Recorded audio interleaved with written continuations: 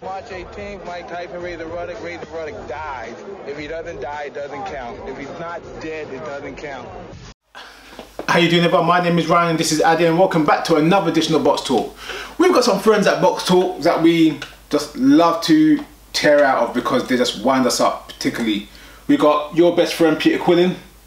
We've got a guy we both used to love and now we kind of dislike in Danny Garcia. Strong words, but yes. And now we've got the guys that I just love to just destroy because I've just had enough of him all year. I'm talking about Adonis Stevenson. He comes back to defend his unified ring, undisputed light heavyweight title against the #1 contender. Against the top guy. The guy from the division below who lost his title, Sakio Bika. What's that? Are they fighting for the super middleweight? No, it's not super middleweight. No, this is the light heavyweight, no, undisputed. It's not the light heavyweight. Undisputed light heavyweight champion. Sakio Bika, who has never ever fought.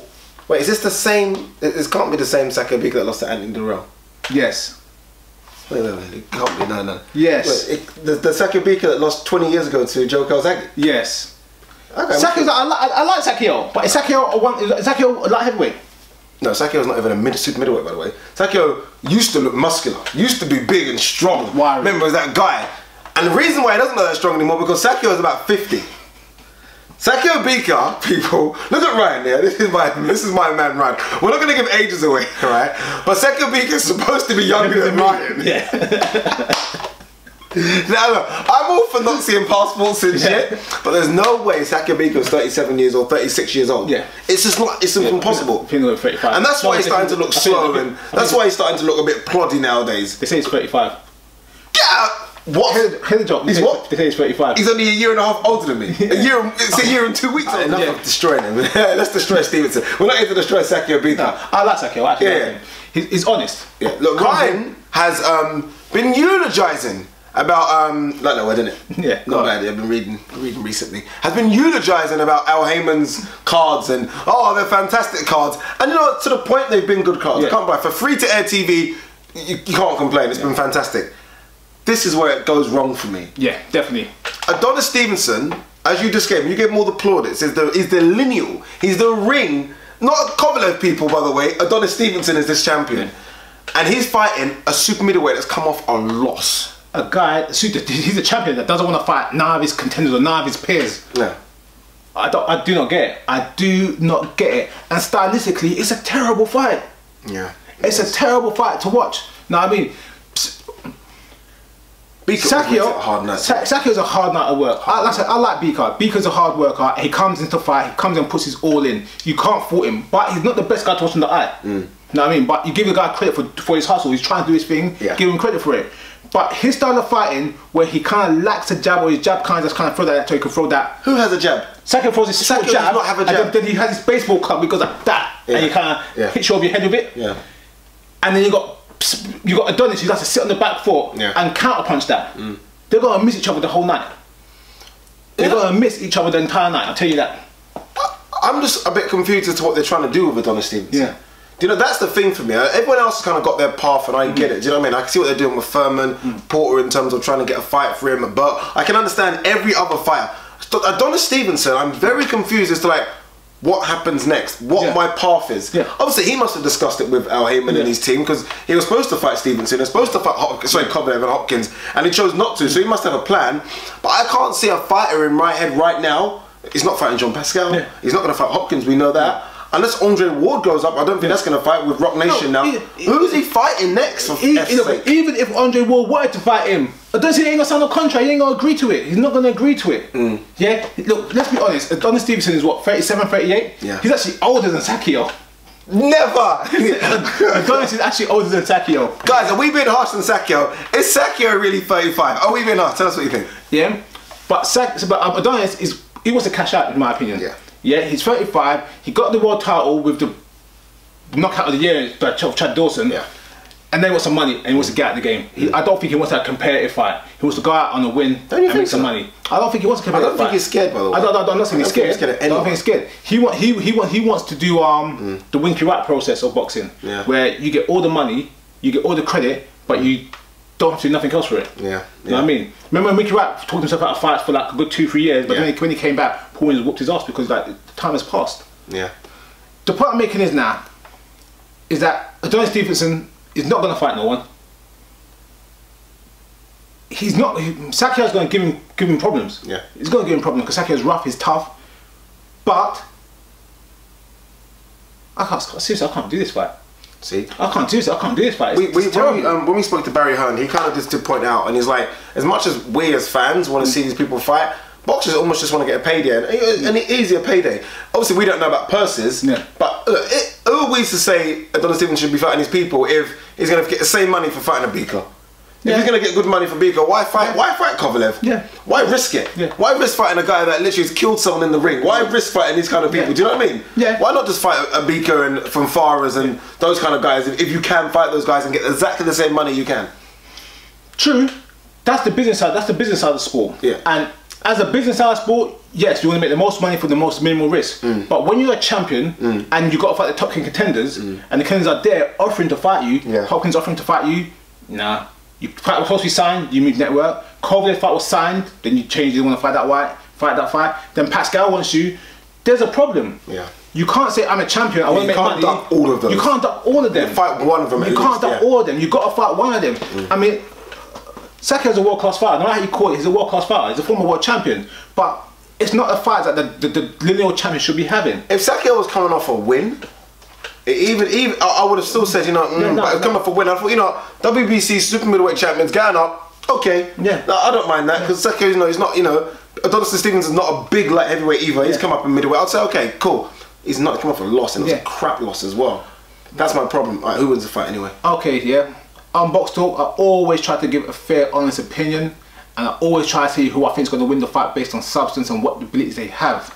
I'm going backwards on this fight straight away. Please, Sakio, just outpoint this man or just rough him up or whatever you do, please. Just get him out of my picture, please. What do you mean?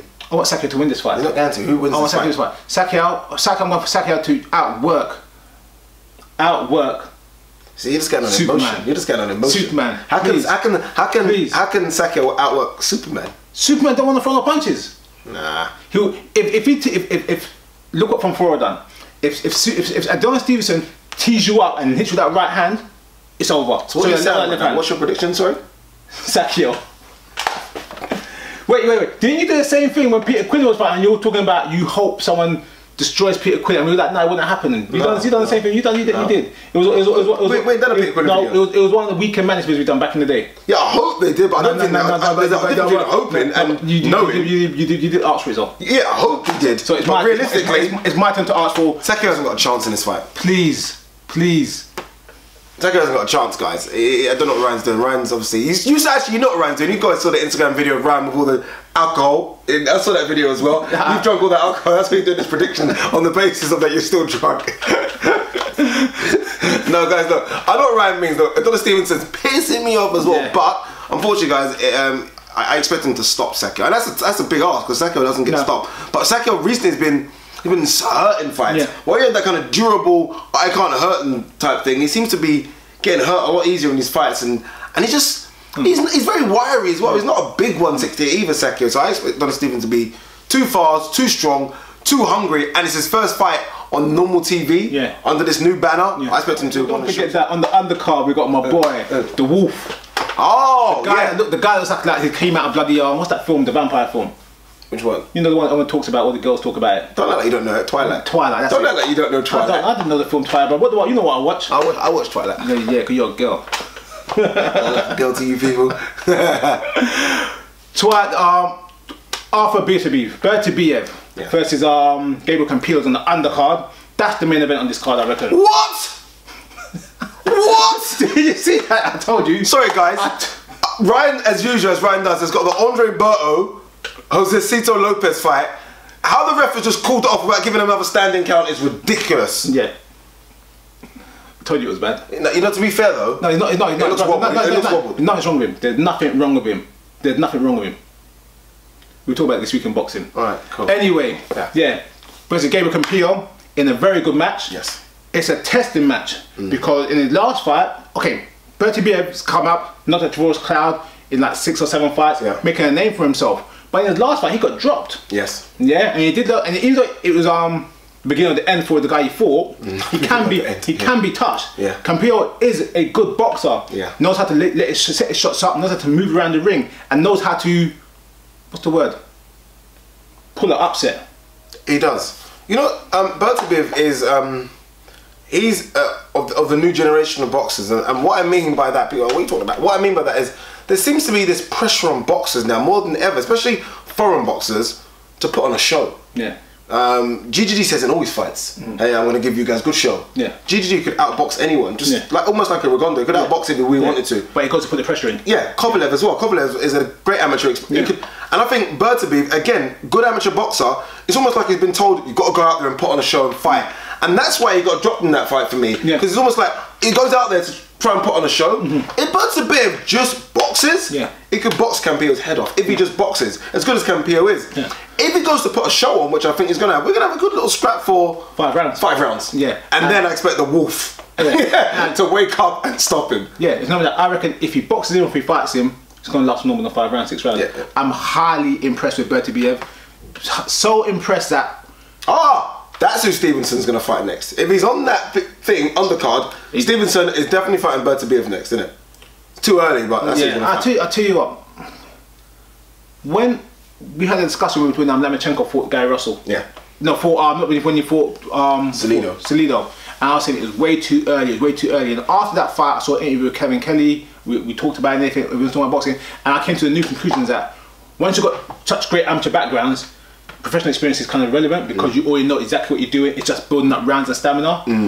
I think Bertabiev, I'm so impressed with Bertabiev that I think he could fight any of the top contenders as of now, including Stevenson. He's going to get rid of Campillo, and hopefully he gets a big name and he will be world champion. Yeah, because Tavares Cloud, to be fair, it's almost, I dare say, stepping back to fight Campillo. That makes sense. I think Tavares Cloud is ranked higher. He is. Yeah. So he's stepping back in a weird way. Let's be honest. Within the past 18 months, Tavares Cloud lost a decision. No, sorry, an 8-round stoppage to Stevenson. He lost on points to Hopkins. Yeah. Then Bertabiev blew him out in like 120 seconds. Or it was like, was it the first round or second round? I think it was the first round. First round just blew him out. Like, that's what I'm trying to say. That underlines how good he is. Yeah, and I'm trying to say, when you've got people like that doing what they're doing to him, and then you win the way you win, you have to give credit to it.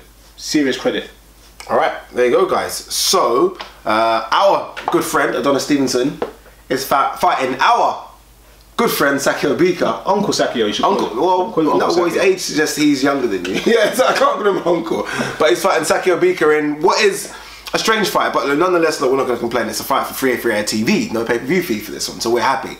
On the undercard of that, the one that everyone thinks is going to be the future, by the way, Bertabiev is fighting a tough fight against Campillo, but for Bertabiev, it doesn't seem like anyone's going to take him points. It's more a case of when will he stop you, almost like the GGG factor. Yeah. He will get to you, just when will he get to you? And he's a bit vulnerable, like Ryan says, so it makes it for an exciting fight. Who wins both those fights? Leave your comments below, email us, subscribe, tweet, it's all below. Thanks for watching another edition of Box Talk. Cheers.